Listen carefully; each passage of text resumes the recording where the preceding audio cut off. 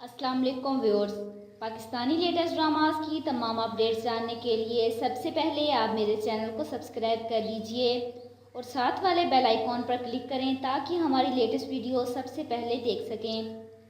Drama serial बला में जैसा कि आप लोगों ने देखा कि शादी वाले घर में ही दुल्हन गायब हो जाती है और सबा जाते जाते खत छोड़ जाती है जिसे पढ़कर सबके दिल टूट जाते हैं। अगली किस्त में आप लोग देखेंगे कि सबा की माँ बेटी का दिया हुआ ये दुख बर्दाश्त नहीं कर पाती और उसे एकदम कुछ हो जाता है। उसे जब अस्पताल लेकर जाते हैं तो सबा की माँ अस्पताल में तैमूर से माफ़ी मांगती है और उसके बाद इस दुनिया से रुखसत हो जाती है। उधर निगार झूठी हमदर्दी जताने के लिए तैमूर के साथ रहती है और उसकी माँ पर भी झूठी हमदर्दियाँ जताती है और यही कहती है कि उस लड़की ने तैमूर की कदर ही नहीं की, कोई और होती तो आपके पांव पकड़ती। उधर तैमूर अपनी माँ से कहता है कि शादी की रात घर से भाग जाने वाली लड़की के घर वालों की जितनी बेइज्जती होती है उतनी दूल्हे की भी होती है। सबके सामने तमाशा बनाया तैमूर अब गुस्से और गम के आलम में है।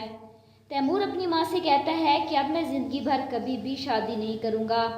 माँ अपने बेटे को समझाती है वो तुम्हारे काबिल ही नहीं थी, देखो मैं तुम्हारे लिए कोई और लड़की, इतना ही कहना होता है कि तैमूर गुस्से से बस कह देता है। दूसरी जानिब जुनैद अपनी बीवी की बेवफाई की वजह से गुस्से और गम में होता है।